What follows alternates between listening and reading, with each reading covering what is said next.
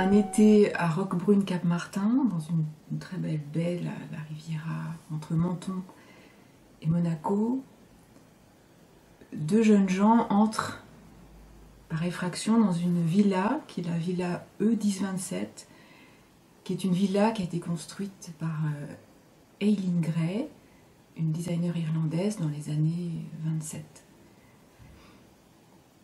Cette maison est, on peut dire, sous le regard, sous la protection quasi amoureuse, un peu jalouse même, d'une femme âgée qui s'appelle Gréco, qui rêve d'acheter cette maison, mais il se trouve que la maison est au cœur d'une succession assez difficile, il y a eu un meurtre, la situation est bloquée. Ces jeunes gens donc s'invitent dans cette villa et Gréco les surprend.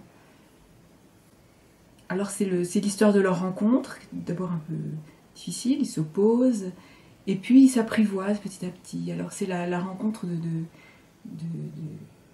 générations, de personnalités très, très différentes. Ces jeunes gens sont danseurs, assez extravagants, assez explosifs, naturistes. Et Gréco, elle, on peut dire presque tout l'inverse, quelqu'un de très pudique, de très secret. Et à leur contact, Gréco va changer, on peut dire, pour résumer. Elle va se révéler, s'exposer, retrouver une partie même de son passé. Alors, il se trouve qu'elle est assez hantée. On découvre petit à petit que c'est quelqu'un qui, toutes les nuits, fait à peu près le même rêve. Elle est obsédée par des images de son passé, très lointain, de son enfance. Et on découvre qu'elle est née au sein d'une communauté, dans les années 17, à Monteverita, qui est à Ascona, un endroit où on peut dire une forme d'utopie, une réunion de gens d'horizons très divers, une sorte de nébuleuse qui réunissait à la fois des anarchistes, des naturistes, des théosophes et des danseurs, des gens qui ont fondé la danse contemporaine. Ces gens-là se sont réunis et ont tenté de fonder on tentait un art de vivre, on essayait d'inventer un monde différent, et tous ces gens-là aspiraient au bonheur. Comment faire déjà. C'est une chose qui m'a beaucoup touchée, parce qu'en fait c'est déjà des gens qui fuyaient le bruit des villes, la pollution, des choses qui nous touchent beaucoup maintenant. Bref, elle est née là. J'ai toujours été très intriguée par le destin d'enfants dans ces groupes-là communautaires. Qu'est-ce qu'ils en font de cette enfance-là? On peut dire qu'elle s'est construite un peu contre peut-être justement ce mouvement. Mais au contact de ces danseurs, de ces deux jeunes danseurs dans cette villa, ces squatteurs, tout d'un coup ça la relie à ce passé. Et c'est comme si ça lui permettait d'y réaccéder de manière plus directe, plus sensible. Et grâce tout simplement aussi à leur curiosité, puisque donc ces jeunes gens s'invitent aussi chez Gréco, qui habite à côté, ils sortent des cartons, des archives. La copie d'un film qu'on lui avait confié, mais elle avait laissé un peu tout ça de côté, comme des choses un peu enfouies qu'elle n'avait pas très envie de remuer. Et grâce à eux, et grâce à un personnage qui s'appelle la femme dans la fenêtre, un personnage assez mystérieux et qui met du temps avant de sortir de sa fenêtre, justement, de sortir du cadre et de devenir finalement un pivot important dans l'histoire. Grâce à ce personnage et aux jeunes gens, Gréco visionne un film qui lui permet je ne vais pas tout dire, mais de réaccéder à son passé et à ces images qui la hantent la nuit. Alors, c'est un roman d'été, une chose très au contact des éléments. Il y a des scènes de baignade très importantes. On peut dire que ces moments-là sont autant sont comme des moments initiatiques pour ces personnages. C'est ça qui fait qu'aussi Gréco lâche pas mal, lâche tout finalement. elle renonce même à acheter cette maison à la fin. Tellement ce qu'elle vit avec ces jeunes gens la modifie. Alors tout ça se passe dans une maison qui, moi, est née, enfin, a provoqué une sorte de... C'est un objet de fascination. J'ai eu un vrai coup de foudre pour et le travail d'Eileen Gray et en particulier cette maison que j'ai aperçue d'abord en travaux puis après restaurée. J'ai presque préféré le moment où elle était en travaux puisque j'y ai projeté assez rapidement donc une fiction. Parce qu'il se trouve qu'elle a été squattée réellement et je trouvais que c'était un moment idéal dans ce bâtiment qui est un manifeste de la modernité, on peut dire, qui a été... Donc très tôt, en 27, c'est un geste très fort, dont d'ailleurs Le Corbusier était complètement jaloux, puisqu'il a dessiné des fresques à l'intérieur. J'ai senti que c'était une sorte de cadre idéal pour accueillir d'autres utopies, d'autres... et puis c'était un endroit qui était rêvé, ajusté de manière très sensible au mouvement des gens, au corps, le design, on peut dire, d'Eileen Gray, quelque chose de très... c'est comme du sur-mesure pour une sorte de vie idéale où quand on pose des couverts sur une table, il y a du liège pour que l'on puisse quand même entendre le bruit des vagues, des choses comme ça. Tout est d'une finesse et quelque chose de très organique, de très dessiné, mais sans que ce soit un grand geste, une esthétique arrogante ou quoi. C'est quelque chose de très proche du corps et du mouvement. Et ça me semblait presque un cadre idéal pour faire surgir des personnages qui eux-mêmes sont en mouvement, sont sensibles, sensuels, voilà. Alors c'était comme le rêve. Et puis c'était pour moi aussi l'occasion de réfléchir au lien entre le dessin, le design et l'écriture, parce que moi aussi j'essaie de faire des choses très ajustées, très au plus proche des textures, des corps, du sensible du monde, à la fois les êtres et la nature, et même des murs et tout ça. Et j'ai senti qu'il y avait comme là de l'analogie entre cet art-là et ce que j'essaie de fabriquer. Et donc c'était comme là aussi la rencontre entre des pratiques finalement. Alors il y a la danse, l'architecture, mais assez vite il y a au fond l'écriture. Par le dessin. Et du coup j'ai fait...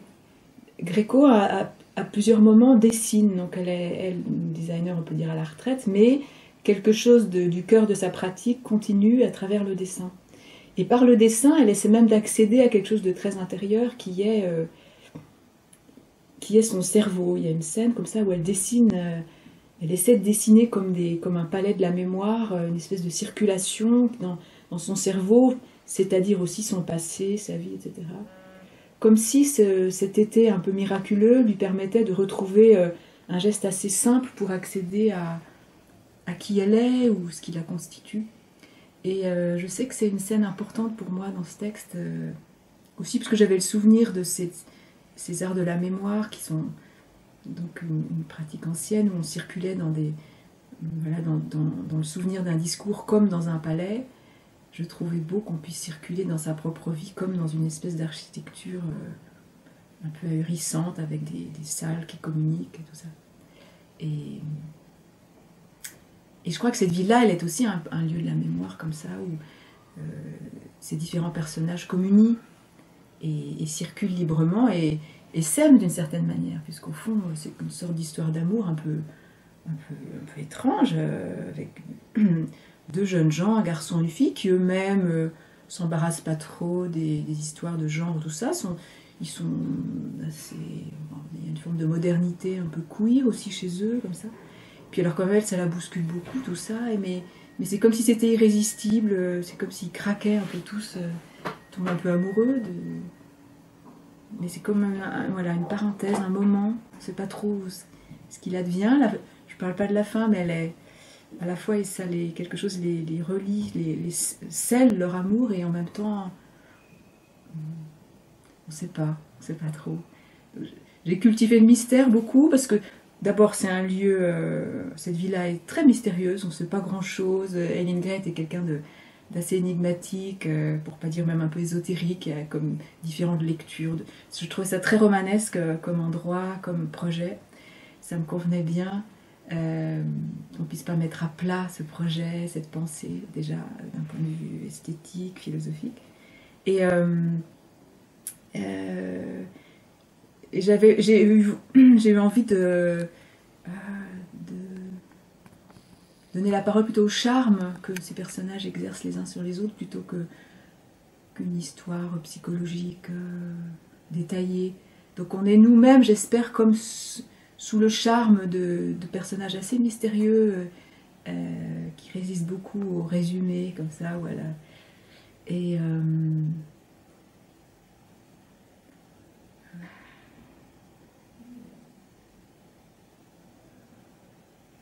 ils tentent quelque chose, en tout cas, pendant cet été-là. Ils s'invitent dans,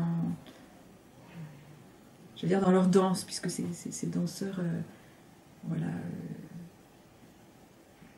s'exercent, pratiquent leur art et embarquent Gréco dans leur danse, on peut dire.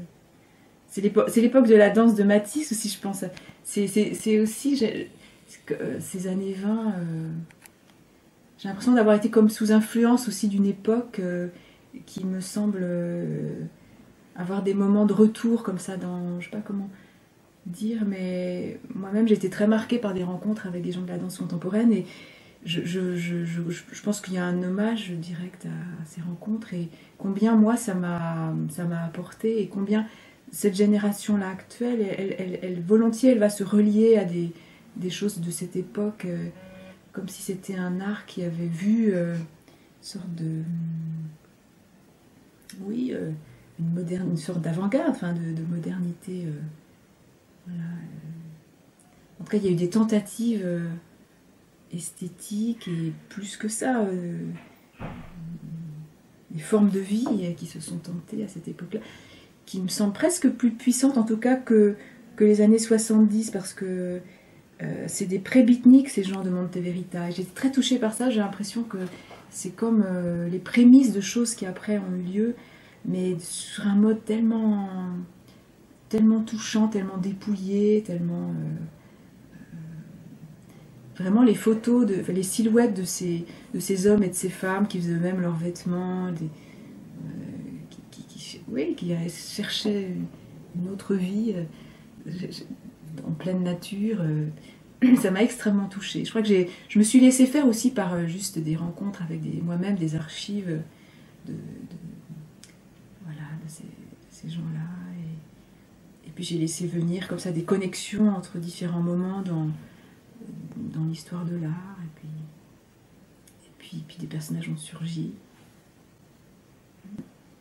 C'est plus une physique de la rencontre qu'une métaphysique de je ne sais quoi. Tout passe à travers des goûters de fruits, des moments comme ça très, très sensuels entre les trois personnages. Je voulais que ça passe par la peau, par c'est des personnages qui s'exposent les uns aux autres, mais aussi au soleil, à la pulpe du monde. Alors c'est des choses qui relient ce roman à mes précédents romans, c'est-à-dire que je fais confiance j'essaie d'écrire au plus proche des corps.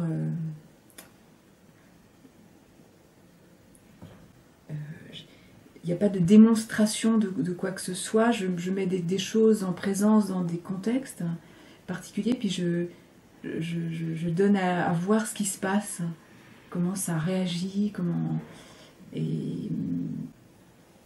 et ça me permettait comme ça donc Gréco, de la mettre dans une situation où elle se dessaisit comme ça de tout pas mal de choses auxquelles elle tient, et en même temps peut-être ça la relie à ce à quoi elle croit le plus, et qui est une forme d'aspiration à la liberté, au bonheur, mais elle lâche les choses, les objets voilà, qu'elle a pu dessiner, un rapport un peu d'esthète comme ça aux choses matérielles, et donc au profit des êtres, des rencontres et de son inconscient que je mets presque sur le même plan, c'est-à-dire que là encore, je trouve qu'il y a, comme dans la vie, une sorte de continuité possible entre une expérience sensible du monde et, et puis des choses beaucoup plus profondes. C'est-à-dire que ces choses-là coexistent, tout est mélangé tout le temps. Et ça aussi, j'essaie par l'écriture, d'abord d'être fidèle au montage de la mémoire ou de l'esprit, comment on associe les choses en temps réel, comme un grand feuilletage d'expériences sensibles, des choses beaucoup plus intérieures. Et il me semble qu'il y a des moments dans la vie, et puis aussi dans justement l'été, des moments peut-être de détente, où le sensible du moment et des choses très lointaines, très enfouies du passé peuvent tout d'un coup justement se télescoper, se superposer. D'où l'importance des rêves aussi dans ce texte. Et ces moments d'endormissement ou de mi-sommeil, voilà, c'est comme des moments privilégiés pour faire ressurgir un passé. Et il y a des scènes comme ça, il y a des nocturnes, il y a une scène de danse nocturne, et il y a aussi des moments comme ça d'endormissement de Gréco qui sont des moments importants dans le texte, où quelque chose de manière un peu ténue bat comme ça dans la nuit, que ce soit des présences ou des souvenirs. Et ce qui me permet aussi de relier ces moments-là à l'expérience du film, de ces archives qui sont aussi un film Super 8 qui bat dans la nuit, et qui mime aussi voilà, la vie, mais cette espèce de rythme. Ouais, le rythme du vivant, le rythme de... Alors voilà, j'essaie par l'écriture moi-même de faire des montages, des ellipses, de trouver la manière la plus juste pour rendre compte de ces battements que les êtres sentent en eux ou vivent au cœur de la nature. Alors évidemment, l'été, on est plus attentive à tous ces bruissements, on est comme plus relié à un grand tout qui nous rendrait... enfin, en tout cas, qui développe l'écoute. Voilà. Donc ces moments nocturnes, c'est des moments comme ça de grande écoute des sons extérieurs et intérieurs. Et ça m'intéressait qu'il n'y ait pas tout le temps des scènes en plein soleil, comme ça. C'est vraiment un roman où l'ombre et la lumière sont tout le temps en dialogue, comme le vide et le plein des espaces de la villa. Voilà, c'est vrai qu'il y a comme une composition qui est attentive à ces choses-là, d'où une alternance de chapitres, comme toujours assez brefs, mais qui par moments quand même... il y a une forme de lyrisme qui se développe comme à l'intérieur de ces formes un peu tendues, qui me permettent aussi de maintenir une espèce de mystère, de tension, au bord même d'un polar, un polar quasi naïf, au sens où c'est pas non plus d'une grande complexité, on donne pas tout, mais j'espère suffisamment pour qu'on s'attache assez vite aux personnages, qu'on s'inquiète d'eux, parce que alors Louison est par exemple un personnage qui est le plus inquiétant de tous, qui fait des mises en scène macabres, il fait flipper tout le monde enfin, je ne vais pas le raconter, mais il fait peur un peu, il se fait peur et il fait peur aux autres. C'est un peu Harold et Maude, hein. Ce serait un peu Harold dans Harold et Maude. Il met en scène sa mort ou des accidents terribles. J'avais besoin aussi de corriger un peu une impression de grande beauté permanente, que tout soit... voilà, parce que c'est un décor très luxuriant, ils ont tous un charme fou. J'avais envie aussi qu'il y ait des choses un peu plus étranges, un peu bon, pas simplement extravagantes, un petit peu... une pointe de mauvais goût aussi, pour un peu salir aussi cette chose qui serait idyllique sinon, et au fond assez peu... Je n'ai pas non plus envie d'écrire une sorte de chose totalement éthérée. Donc c'est quand même, il y a une forme de violence et de jeu comme ça aussi, avec, bon, pour moi, avec des codes de choses que je pratique peu, mais qui m'amusent aussi d'inviter dans un roman qui sinon serait trop joli, et qui sont des choses un petit peu je ne veux pas dire trash, mais oui, un peu de mauvais goût, tout d'un coup, une fenêtre ouverte sur d'autres genres littéraires un peu fantastiques, ou série B, ou je sais pas quoi. Ouais. Alors la difficulté, c'était de ne pas transformer le roman en une chose didactique ou un petit traité d'histoire de l'art avec des chapitres qui expliquent au lecteur ce qu'a été Monteverita ou en quoi consiste l'architecture d'Hélène Gray. Alors pour conjurer ça, on peut dire, pour m'en empêcher dans la fiction, j'ai écrit un premier texte comme un texte de repérage pour pas avoir justement, pour placer ailleurs, en tout cas pour Hélène Gray, j'ai écrit une sorte de premier petit texte qui s'appelle French Riviera et qui du coup me contraignait, m'obligeait dans le roman à ne pas recommencer, pour me donner une sorte de liberté après, de m'appuyer sur quelque chose que j'ai fréquenté, que j'ai aimé, mais pour d'une certaine manière m'en dégager ou m'y inviter librement ensuite avec une fiction. Alors le rapport aux archives, c'est presque celui que Gréco a avec ses propres souvenirs, c'est-à-dire que au moment où j'ai écrit, j'ai laissé ces choses-là infuser en faisant confiance au fait que ça allait colorer les personnages, mais même les vêtements, les textures. Voilà, ces jeunes gens des années 90, puisque ça se passe dans les années 90, bon, ont quelque chose, des tuniques de Monteverita, mais en même temps pas exactement. Mais moi-même, c'est des associations libres. Je fais plus confiance à ça qu'à des citations, des références, des notes en bas de page ou l'équivalent. Donc j'ai laissé infuser. Pour Hélène Gray, j'ai juste mis mes personnages au contact de détails de la maison, par exemple, pour aussi être dans une chose très concrète et pas comme un guide qui fait la visite. Non, c'est Gréco qui ouvre un tiroir, par exemple. Donc j'essaie moi juste d'être très, très précise dans la situation physique de Gréco qui ouvre un tiroir et ce qu'elle peut dire à ce moment-là et les souvenirs qui lui reviennent de Grès qu'elle a connu. Donc c'est comme ça. Ces archives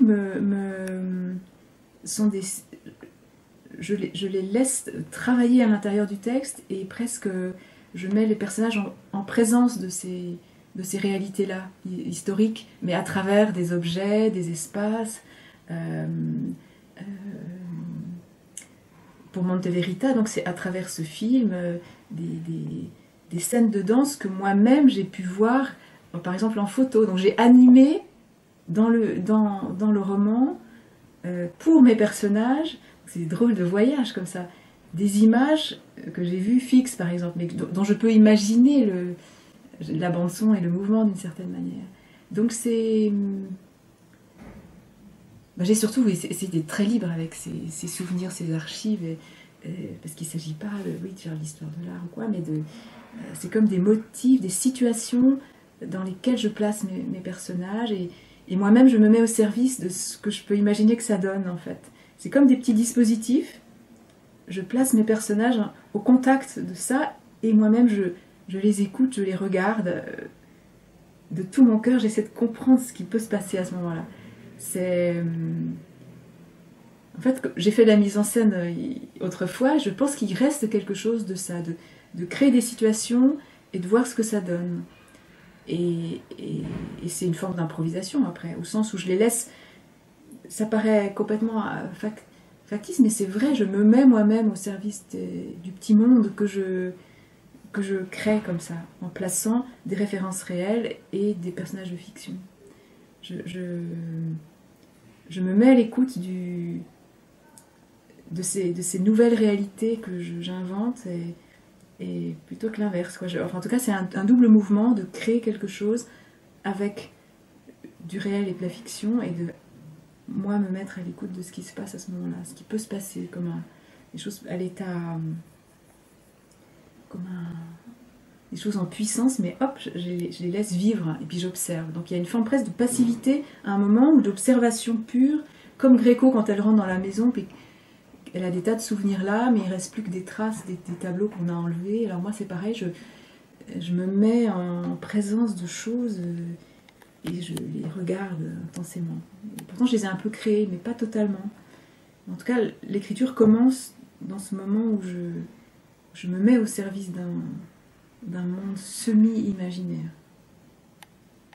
Contrairement à Gilles, où j'ai inventé de toutes pièces un monde qui sonnait comme musical, en tout cas qui pouvait être des noms de compositeurs, des noms de morceaux, etc. Là, il y a un effet de réel beaucoup plus littéral, au sens où je cite vraiment un lieu, des lieux, cette communauté, cette designer. Mais comme pour mieux inviter la fiction, greffer la fiction sur eux. Alors c'est vraiment comme un décor, comme si je m'appuyais sur tout un substrat comme ça, mais qui pour me sentir d'autant plus libre, ça paraît étrange, mais surtout pas d'être soumise à des histoires qui ne seraient pas celles que je veux raconter moi. Mais ça donne presque un socle, une assise, comme